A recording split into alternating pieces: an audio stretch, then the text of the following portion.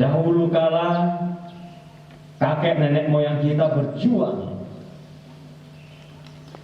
mengorbankan harta, jabatan, mengorbankan darah untuk dapat menaikkan satu helai saja bendera merah putih untuk berkibar di tiang bendera. Oleh karena itu, mari kita sama-sama sebagai penerus bangsa, kita menghormati jasa para pahlawan kita dengan melaksanakan suatu kegiatan yang sakral, yaitu pengibaran bendera merah putih.